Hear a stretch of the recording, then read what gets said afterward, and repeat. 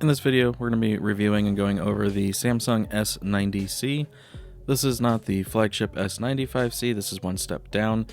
However, I think for most people, this is going to be the most appealing option, especially when you consider the pricing. The S90C comes in 55, 65, and 77-inch sizes as QD OLEDs.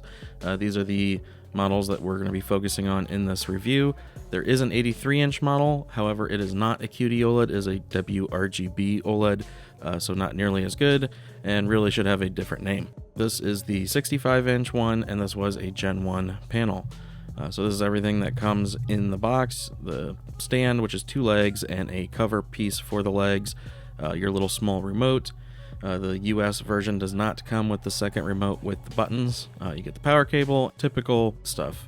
You can see here how the legs attach to the cover, which kind of holds them together. You can slot the TV onto it from there. Basically, the build and design is very similar to the S95B of last year. Samsung does put their ports opposite of what, say, Sony or LG does. So if you're looking at the front of the TV, your HDMI ports are going to be on the back right. You can see we have 1 and 2 on the bottom, 3 and 4 on the side. They're all 2.1 48 gigabit per second ports, so they all do 4K at 144 Hertz. While the sound isn't the best of what I've heard from Samsung, it is fairly good overall, so I'll let you listen to that now.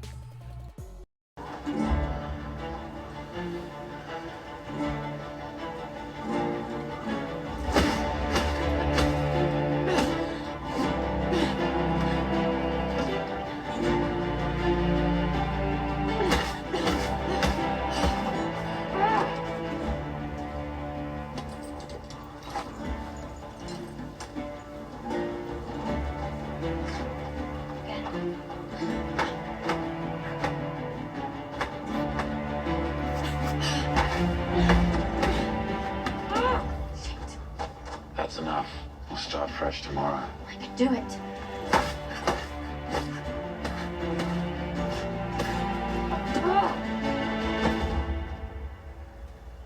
You need rest.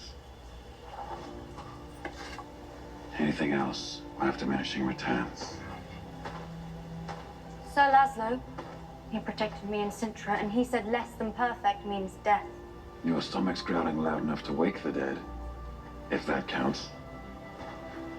Hunger makes for good sauce. Also makes for shitty lunches.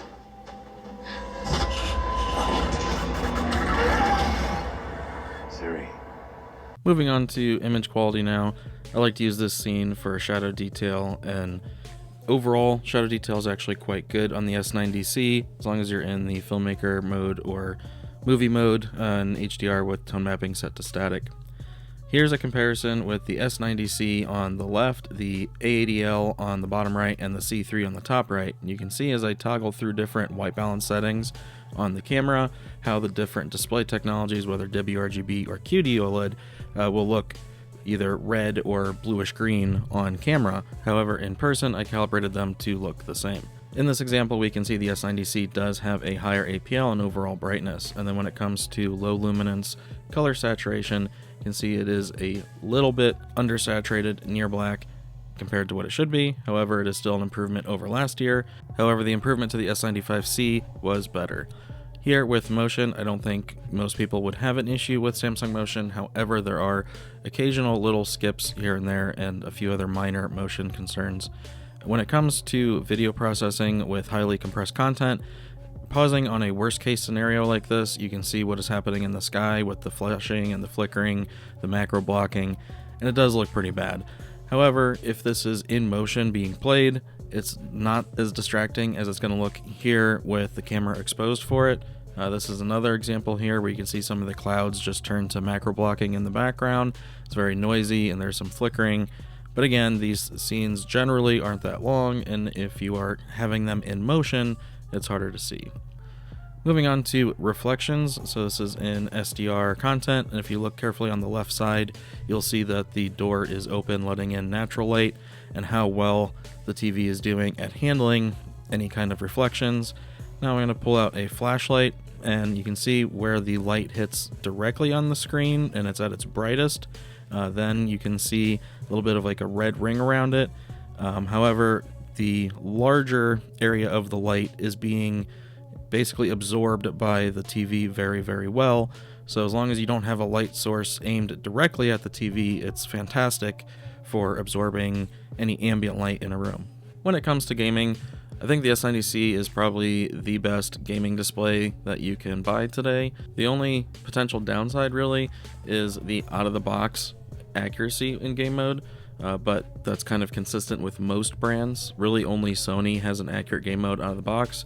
All others make you have to do adjustments if you want your game mode to be accurate. So following a settings guide video though, you'll easily be able to dial in the game mode to be very accurate looking, and it has a lot of gaming features. So it's 4K 144 Hz, VRR, all 4 ports are 48 gigabits per second, so it doesn't need display stream compression to get to 144 Hz like the S95C does.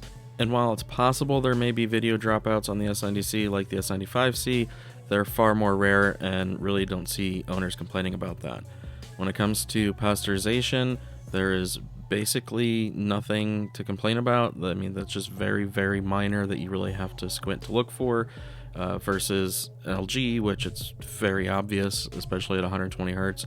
And then with Sony, it has smooth gradation feature in game mode, so you can clean it up just a hair better. But overall, I don't think the posterization is an issue in gaming on the S90C. So when it comes to Gen 1 versus Gen 2 panels, realistically, they're going to be software restricted to the same level, so it doesn't really matter visually which one you get. The only thing is potentially long-term reliability is supposed to be better with a Gen 2 panel. If you get a 77-inch model, they're all Gen 2s, and the 77-inch measures just a little bit brighter in peak highlights at 1200 nits, whereas the 55 and 65 are around 1050. In comparison, the S95C is around 1350 or so. So really, unless they're next to each other, you would not know that the S90C is less bright than an S95C. And even if they were next to each other, it would take very rare content to go beyond what the S90C can do to show any advantage with the S95C. So especially when you consider the price difference between the 90 and the 95C, so in my opinion, it's really a no-brainer for most people to just get the S90C and save the money compared to the 95C. The 95C does have a nice build where it's 0.4 inches thick top to bottom, and the One Connect box is nice being able to move it into a different location. However, the One Connect box does have the issues whenever it's in a low latency mode, whether it's game mode or PC mode, where the video can drop out. So that can be annoying. Not everyone has it, but a lot of people do seem to have that issue. Whereas again, the S90C, it may happen to some, but for the most part, I really don't see owners talking or complaining about it on the S90C.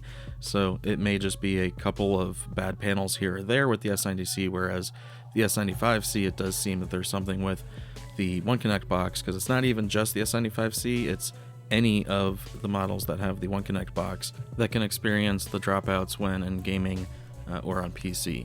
And so it's not just at 144 Hz, it can happen on the PS5, the Xbox Series X, or even the Nintendo Switch, which is 1080p 60. So it's whenever the TV's in a low latency mode that the One Connect box models, S95C, some of the 8K models, and so on, can have where the image just goes black for a few seconds. That, again, does not really seem to happen on the S90C, so that's why I generally recommend the S90C overall more than the 95C, on top of it being such a better value price-wise. So when it comes to shortcomings for the S90C, I already touched on the compression artifacts, especially in streaming content, as well as minor motion concerns. Generally, if you're okay with LG motion, you'll be fine with motion on Samsung. They're pretty similar overall. And then when it comes to out-of-the-box accuracy, so it's generally quite good on the S90C, S95C, as long as you're in the filmmaker mode or movie mode. However, the out-of-the-box white points is fairly inconsistent with these models. So that's the main thing to correct with the calibration. Also, all Samsung models are clipping at the high end, especially in SDR. There's a little bit of crushed shadow detail at the very, very bottom near black, very, very lowest ranges, and then after that, it's pretty much pretty good for shadow detail from there on.